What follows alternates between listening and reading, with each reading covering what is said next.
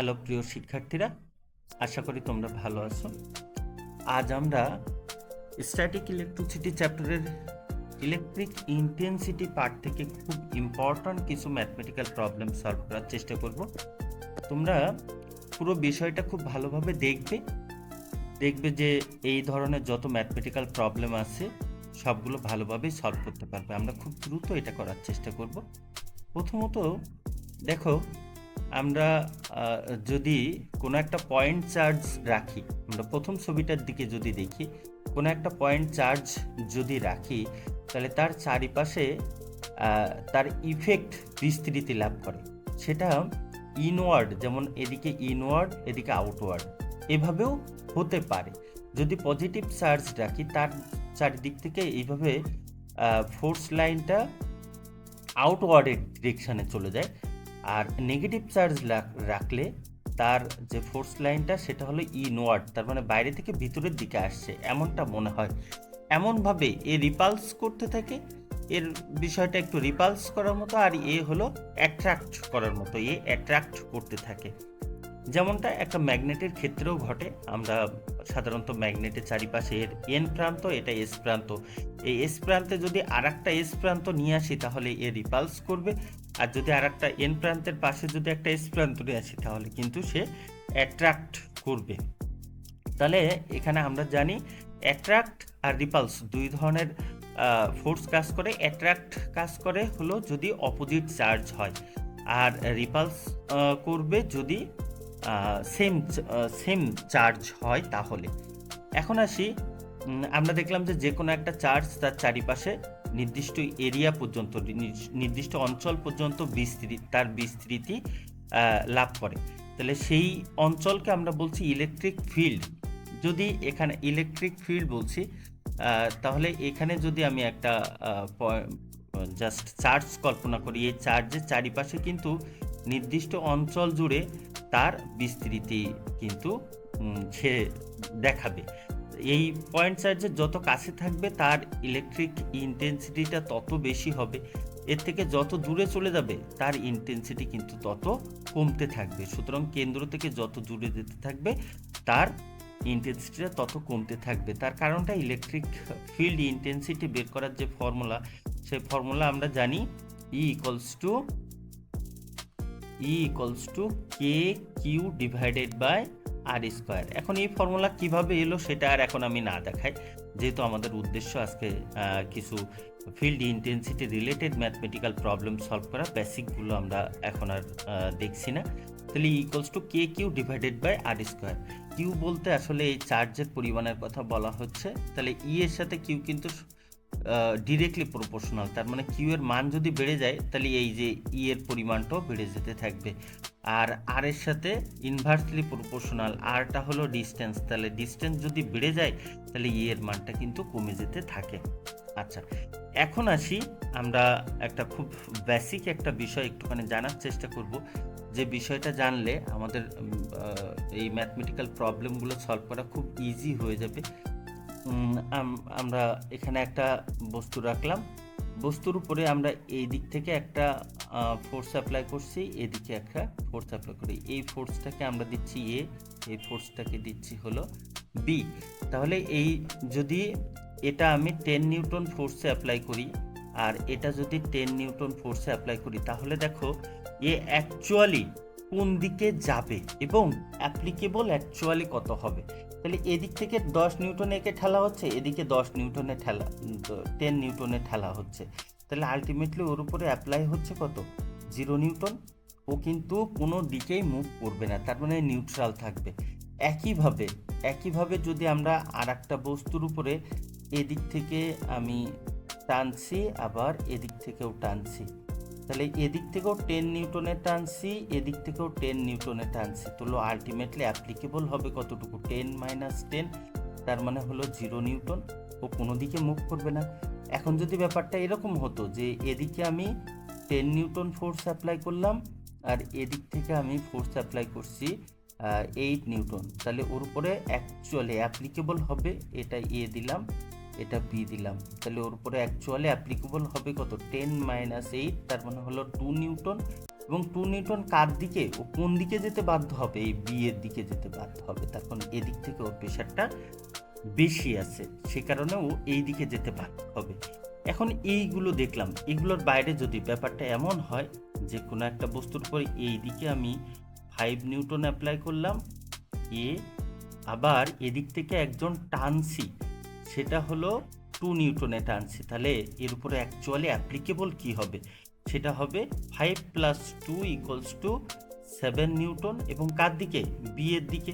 তাহলে এগুলো কিন্তু আমার খুব ভালোভাবে খেয়াল রাখতে হবে যে এখানে যখন অপোজিট ডিরেকশন থেকে এর উপরে অ্যাপ্লিকেবল হচ্ছে তখন কিন্তু আমরা মাইনাস করছি, কিন্তু একই ডিরেকশনে যখন, তখন কিন্তু আমরা প্লাস করছি। এখন এই বিষয়টা আমরা অ্যাপ্লাই করে আমরা নিউট্রাল পয়েন্ট বের করব, কিংবা কোনো একটা পয়েন্টে ইন্টেন্সিটি কত হয় সেটা বের করার চেষ্টা করব। সেটার জন্যে আমাদের একাধিক চার্জ, এখানে দুইটা চার্জ রাখলাম, এটা একটা পজিটিভ চার্জ, এটাও একটা পজিটিভ চার্জ। তাহলে এদের ভিতরে কি হবে, রিপালস হতে থাকবে। এখন এর ভিতরে এই যে জয়েনিং লাইন, এই জয়েনিং লাইনের মধ্যে যদি এখানে আমি আর একটা পয়েন্ট চার্জ নিয়ে আসি, সেই পয়েন্ট চার্জের প্রকৃতি কেমন সেটা আমাদের খুব বেশি এখন ভাবার দরকার নেই। আমরা ভাবছি যে এটা পজিটিভ হতে পারে, নেগেটিভ হতে পারে। তাহলে বাই এনি চান্স এটা যদি পজিটিভ হয় তাহলে কি করবে, একে কি করবে, রিপালস করবে। এ যেহেতু সেম চার্জ, তাহলে রিপালস করবে বলতে এ কি করবে, একে এই দিকে ঠেলে দেবে, এই দিকে ঠেলে দেবে। তার মানে এটাকে আমরা এ দিলাম, এটাকে বি দিলাম। তাহলে এ এর কারণে পি কোন দিকে যেতে বাধ্য হবে, বি এর দিকে। আবার বি এর কারণে পি কোন দিকে যেতে বাধ্য হবে, এই দিকে। তাহলে আলটিমেটলি আমরা যে ই বের করার কথা বলেছি, ই = KQ/R²। তাহলে এখানে কিউ এর মানটা এই যে এখানে মনে করো যে 4 কুলম্ব, আর এখানে আছে হলো মনে করো যে 10 কুলম্ব। তাহলে এটার যে ডিস্টেন্স থাকবে সেই ডিস্টেন্সটা এখান থেকে এতটুকু ডিস্টেন্সটা হলো, এই যে এতটুকু ডিস্টেন্সটা হলো R1, এটা ডিস্টেন্স হলো R2। টোটাল এই জায়গা থেকে এতটুকু ডিস্টেন্স সাধারণত দেওয়া থাকে। তাহলে আলটিমেটলি কিন্তু এখান থেকে আমরা যখন এই পয়েন্ট হিসাব করছি, এই পয়েন্টে কিন্তু এটা বের করা আমাদের কাছে খুব বেশি অসুবিধা হচ্ছে না। আবার একইভাবে এখানে একটা চার্জ, এখানে একটা চার্জ, তাদের জয়েনিং লাইনের ক্ষেত্রে আমি এখানে একটা পজিটিভ মনে করি যে পজিটিভ 10 কুলম্ব, আর এখানে -2 কুলম্ব। এখন যদি মাঝখানে এখানে একটা পয়েন্ট নিয়ে আসি, তাহলে এই পয়েন্টের পরে এই পয়েন্ট চার্জের উপরে এর ইফেক্টটা কি ধরনের হবে, এ কি করবে, একে রিপালস করবে। তাহলে রিপালস করে একে কি করবে, এই দিকে ঠেলে দেওয়ার চেষ্টা করবে। আবার এ কি করবে, এ যেহেতু নেগেটিভ, এর ইনওয়ার্ড কাজ করে, তাহলে একে কি করবে, এই দিকে টেনে নেওয়ার চেষ্টা করবে। তার মানে দেখো দুইটা একই দিকেই। তাহলে একই দিকে যদি হয় আলটিমেটলি এর অ্যাপ্লিকেবলটা কি হবে, E1 + E2। তাহলে E1 + E2 যদি হয় তাহলে এটা কিন্তু কিছুতেই আমরা ভিতরে জিরো করতে পারছি না। এর ভিতরে কিন্তু দেখো এখানে কিন্তু জিরো হওয়ার সম্ভব। তার কারণটা কি, E1 আমরা এর আগে দেখে আসছি, E1 - E2। তাহলে E1 - E2 করলে জিরো হবে। তার মানে এই নিউট্রাল পয়েন্ট এদিক থেকেও যেভাবে ঠেলছে, এদিক থেকেও একইভাবে ঠেলছে। তাহলে মানে আলটিমেটলি ও জায়গায় দাঁড়াতে বাধ্য হবে। কিন্তু এ কি হচ্ছে, একে ঠেলে দিচ্ছে। তার মানে এ পিকে ঠেলে দিচ্ছে, আবার বি পিকে টানছে। তাহলে আলটিমেটলি তো ওকে বি এর দিকে চলে যেতে হবে। তার মানে ও ব্যালেন্স থাকতে পারছে না। তাহলে ব্যালেন্স যদি থাকতে না পারে তাহলে কিন্তু ওর জায়গা থেকে সরে যেতে হচ্ছে। তার মানে কিন্তু ওইটা নিউট্রাল পয়েন্ট নয়। তাহলে এই ক্ষেত্রে নিউট্রাল পয়েন্ট আমরা কিভাবে বের করব, এটা কিন্তু খুব ইম্পর্ট্যান্ট। খুব ভালোভাবে দেখো, এটা একটা চার্জ দিলাম, এটা একটা চার্জ, তাহলে এটা আমি +5 কুলম্ব দিলাম, এটা -2 কুলম্ব দিলাম। তাহলে আমরা দেখলাম যে দুইটা যদি অপোজিট চার্জ হয় তাহলে তার মাঝখানে আমাদের নিউট্রাল পয়েন্ট পাওয়া সম্ভব নয়। তাহলে নিউট্রাল পয়েন্ট মাঝে যদি না পাওয়া সম্ভব হয় তাহলে আমরা কিভাবে পাবো, তাহলে আমি এখানে একটা পয়েন্ট দিলাম, এই পয়েন্টটা মনে করো যে এখান থেকে এতটুকু x সেন্টিমিটার দূরে। তাহলে এই পয়েন্টটা হলো P। এখন এই পয়েন্টটাকে এ কি করবে, এ ওর দিকে ঠেলে দেবে। আমরা এখন কল্পনা করছি এখানে কোনো চার্জ নেই। তাহলে এই চার্জটাকে কি করবে, এইদিকে ঠেলে দেবে। তার কারণটা কি, এর যেহেতু পজিটিভ চার্জ, এর আউটওয়ার্ড ডিরেকশনে এর ফোর্স লাইনগুলো বের হয়। আর একে কি করবে, একে যেহেতু নেগেটিভ, তাহলে নেগেটিভে কি হয়, ইনওয়ার্ড হয়। তার মানে ওকে কাছে টানার চেষ্টা করবে, তার মানে কিন্তু এই দিকে নিয়ে আসার চেষ্টা করবে। তাহলে দেখো আমরা বিপরীত ডিরেকশনে দুইটা ইন্টেন্সিটি পেয়ে গিয়েছি। তাহলে এইখানে কি হচ্ছিল, দুইটা একই দিকে, এখানে দুইটা বিপরীত দিকে দুইটা ইন্টেন্সিটি পেয়েছি। বিপরীত দিকে দুইটা ইন্টেন্সিটি পেলে আমরা মাইনাস করে কিন্তু জিরো করা সম্ভব। সেই ক্ষেত্রে কিন্তু আমরা একটা নিউট্রাল পয়েন্ট পেতে পারি, কিন্তু এখানে তো একই দিকে হলে আমরা নিউট্রাল পয়েন্ট পাবো না। তাহলে যদি অপোজিট চার্জ হয় তাহলে আমরা বাইরের দিকের কোনো একটা পয়েন্ট পেলে কিন্তু এটা সম্ভব হয়, তবে যার মানটা কম তার সাইডে কিন্তু এটা আমরা ইউজুয়ালি পাবো। তাহলে এইখানে কিন্তু এই যে এটার কারণে এটার যে ইন্টেন্সিটি সেটা E1 আর এটার ইন্টেন্সিটি হলো E2, তাহলে E1 মাইনাস আমরা কিন্তু E2 পেতে পারি। এটা সমান কিন্তু জিরো করা সম্ভব। তার কারণটা কি, এই যে বিপরীত ডিরেকশনে এর উপরে দুইটা ইন্টেন্সিটি অ্যাপ্লাই করা হচ্ছে। এখন যদি একই ধরনের আমি কিছু ম্যাথ দেখি, তাহলে এই ম্যাথগুলো তোমরা খুব ভালোভাবে দেখার চেষ্টা করবে। প্রথম যে ম্যাথটা বলেছে, if the distance between two small spheres having charges +20 × 10⁻9 coulomb and -10 × 10⁻9 coulomb is 20 centimetre. তাহলে এটাকে যদি আমরা ভিজুয়ালাইজ করার চেষ্টা করি, দেখো এখানে চার্জটাকে আমরা ধরলাম +20 × 10⁻9 কুলম্ব, আর বি চার্জকে ধরলাম -10 × 10⁻9 কুলম্ব। এই দুইটার ভিতরে ডিস্টেন্স হলো 20 সেন্টিমিটার, এই সমান 20 centimetre. What will be the electric field at the mid point joining charge? বলছে মিড পয়েন্টে কত হবে। মিড পয়েন্ট বলতে এই দুইটার মাঝামাঝি পয়েন্ট হলো এম, তার মানে এই জায়গা থেকে এতটুকু ডিস্টেন্স 0.1 মিটার হয়ে যাচ্ছে, এটার থেকে এতটুকু ডিস্টেন্স 0.1। তাহলে দেখো দুইটাই কি ধরনের, একটা পজিটিভ একটা নেগেটিভ। তাহলে পজিটিভ আর নেগেটিভ হলে ভিতরে কি আমরা কোথাও কি জিরো করতে পারবো? একটু আগে আমরা দেখে আসছি জিরো করতে পারবো না। তাহলে কিন্তু এখানে এই পয়েন্টে কিন্তু জিরো হবে না, এতটুকু কিন্তু আমরা কনফার্ম হয়ে গেছি। এবং এইখানে ইন্টেন্সিটি দুইটাই কি হবে, দুইটাই একই দিকে, আর একই দিকে হলে অবশ্যই আমরা কি করব, প্লাস করব। দেখো এই ম্যাথটা আমি কিভাবে সলভ করেছি একটু ভালোভাবে দেখো। প্রথমে হলো আমরা ধরে নিয়েছি যে এ চার্জ বি প্লেসড এত, আর এখানে তোমরা পরে পজ করে ম্যাথটা দেখবে, যদি বুঝতে না পারো তাহলে কমেন্টে আমাকে জানাবে, আমি আবার একটু ডিটেলস বোঝানোর চেষ্টা করব। এখানে ডিস্টেন্স এটা পেলাম। তাহলে এখন electric field at point M due to charge A, তাহলে এম পয়েন্টে এ চার্জের কারণে যে ফিল্ডটা হচ্ছে সেই ফিল্ডটা হলো E1 = KQA/r²। এখানে কে এর মানটা আমরা অলরেডি জানি, এটা একটা কনস্ট্যান্ট মান, তারপরে হলো কিউ এর মান দেওয়া আছে, আর 0.1 দিয়ে আলটিমেটলি আমরা পেয়েছি এত। এবং এটা কোন দিকে কাজ করছে, যেহেতু ঠেলে দিচ্ছে, এই পজিটিভ চার্জের আউটওয়ার্ড ডিরেকশনে কাজ করে, সুতরাং একে ঠেলে দিয়ে কিন্তু এম বি এর দিকে দিয়ে দিচ্ছে। একইভাবে এখানে যদি আমরা এই যে again electric field at point M due to B, এই বি চার্জের কারণে, বি চার্জ যেহেতু নেগেটিভ সুতরাং ওর ক্ষেত্রে ইনওয়ার্ড ডিরেকশনে কাজ করবে। একইভাবে আমরা পেলাম এত এর এম বি, যেহেতু দুইটা একই দিকে সুতরাং মান দুইটা আমরা কি করব, মান দুইটা আমরা প্লাস করব। এই যে মান দুইটা আমরা প্লাস করেছি, যে টোটাল রেজাল্ট্যান্ট ফিল্ড ওই পয়েন্টে এত প্লাস হচ্ছে, তাহলে এইটা আমরা ওই পয়েন্টে পেলাম। যদি দুইটা সেম টাইপের, মানে দুইটা যদি পজিটিভ চার্জ হয়, এই ম্যাথটা দেখো দুইটাই পজিটিভ চার্জ হচ্ছে, তাহলে দুইটা পজিটিভ চার্জ হলে কি হবে, এই একে কি করবে, এই দিকে ঠেলে দেবে, আর একে কি করবে, এই দিকে ঠেলে দেবে। তাহলে এই পয়েন্টে কিন্তু আমরা আলটিমেটলি জিরো পেতে পারি। এখন জিরো পেতে পারি এই কারণে বলছি এই দুইটার মান কিন্তু একই না। তাহলে এই ক্ষেত্রে কিন্তু আমরা কি করব, E1 আর E2, এখানে কিন্তু E1 - E2 করব, আমরা কিন্তু মাইনাস করে দেবো। তাহলে ফিল্ড কিভাবে আমরা কতটুকু পাচ্ছি সেইটা আমরা এখানে, এইটা আমি করে দেইনি, এটা তোমরা নিজেরা করবে, করে নিয়ে এটার আনসারটা আমাকে বলার চেষ্টা করবে, এবং মানগুলো চেঞ্জ করে আরও কিছু করবে, এবং আমি চেষ্টা করবো আরও কিছু ম্যাথ তোমাদের দিয়ে দিতে। এখন আসি ইউজুয়ালি তোমাদের ক্ষেত্রে যে ধরনের আসে সেই রকম একটা ম্যাথ আমরা একটু দেখার চেষ্টা করি।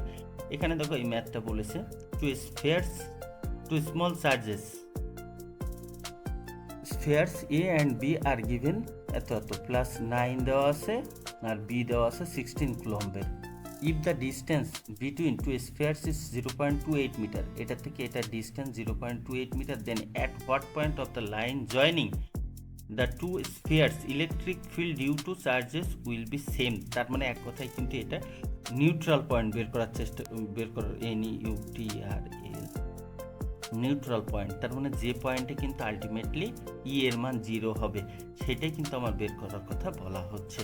তাহলে এটা কি হবে বলো তো, এটার মাঝের দিকে হবে নাকি বাইরে হবে? অবশ্যই মাঝের দিকে। তার কারণ দুইটা সেম চার্জ হলে এ কি করবে, একে এইদিকে ঠেলে দেওয়ার চেষ্টা করবে, একে এইদিকে ঠেলে দেওয়ার চেষ্টা করবে, তার মানে আলটিমেটলি দুইটা কিন্তু বিপরীত ডিরেকশনে আমরা ইন্টেন্সিটি পাচ্ছি। তাহলে আলটিমেটলি আমরা কিন্তু E1 মাইনাস E2 করে দিতে পারবো, তাই তো? তাহলে আমরা এখানে E1 বের করার চেষ্টা করব, E2 বের করার চেষ্টা করব। এখানে এখানে আমরা পেয়েছি E1 এর মানটা হলো এত আর E2 পেয়েছি এত। এখানে দেখো অ্যালং কিন্তু ডিফারেন্ট হয়ে যাচ্ছে, দুই দিকে ভিন্ন ডিরেকশন, আর ভিন্ন ডিরেকশন হলে আমরা তখন কি করব, এই যে এখানে কিন্তু আমি এই ম্যাথটা তোমাদের করে দেখানোর চেষ্টা করেছি। দেখো আমরা প্রথমে ধরে নিয়েছি যে এই জায়গা থেকে এতটুকু, এখন কিন্তু এটা মিড পয়েন্টের কথা বলা হয়নি, সুতরাং আমরা এই জায়গা থেকে এতটুকু এক্স ধরলাম, তাহলে বাকিটুকু হয়ে যাবে এই টোটাল ডিস্টেন্স থেকে এক্স বাদ দিলে যেটা হয় 0.28 মাইনাস এক্স মিটার।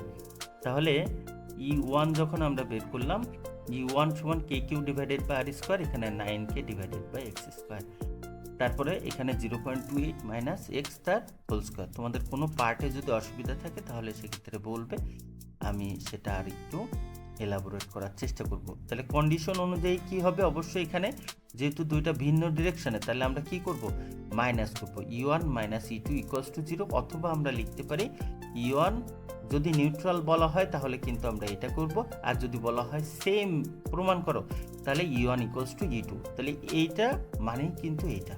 তাহলে এখান থেকে পরের লাইনে E1 এর মান আর E2 এর মান বসিয়ে দিলাম।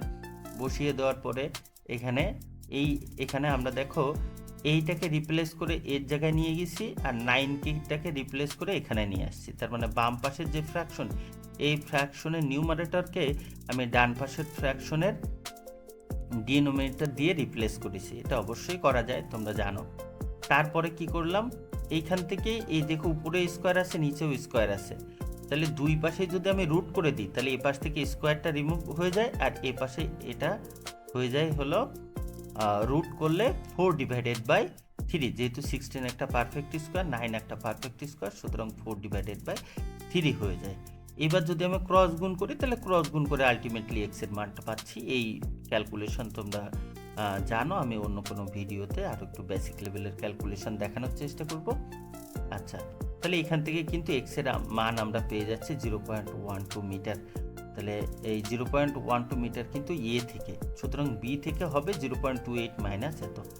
এখন দেখো যদি এইরকম থাকে ব্যাপারটা যে অপোজিট চার্জ, এখানে আমরা পেয়ে গেছি অপোজিট চার্জ প্লাস 16 কুলম্ব আর মাইনাস 9 কুলম্ব, এরকম যদি থাকে এবং তাদের ভিতরে ইন্টারনাল ডিস্টেন্স হলে 0.18 মিটার, এই জায়গা থেকে এতটুকু হলো আমার মেইন চার্জ, কিন্তু এই দুইটাই হলো আমার মেইন চার্জ দেওয়া আছে, এবং একটা পজিটিভ একটা নেগেটিভ। তাহলে একটু আগে আমি বলেছি যে পজিটিভ নেগেটিভ হলে ইন বিটুইন এই দুইটা চার্জের ইন বিটুইনে কিন্তু আমরা নিউট্রাল পয়েন্ট পাবো না। তাহলে আমাদের নিউট্রাল পয়েন্ট খুঁজে বের করতে গেলে আমাদের বাইরে যেতে হবে, বাইরে যে মানটা কম সেই কমের দিকে কিন্তু আমরা ধরে নিলাম যে এই পয়েন্টটা। তাহলে এই ক্ষেত্রে কি হচ্ছে, এই জায়গা থেকে এতটুকু ডিস্টেন্স হচ্ছে 0.18 প্লাস এক্স মিটার, যেহেতু আমরা এই জায়গা থেকে এতটুকু ডিস্টেন্স ধরেছি এম। এখানে একইভাবে এখানে আমি সলভ করার চেষ্টা করেছি, এই সলভটা তোমরা নিজেরাও করার চেষ্টা করো। এখানে যদি কোথাও অসুবিধা মনে করো, আমি দ্রুত টাইপ করেছি, যদি কোথাও অসুবিধা মনে করো বুঝতে, তাহলে সেক্ষেত্রে জানাবে।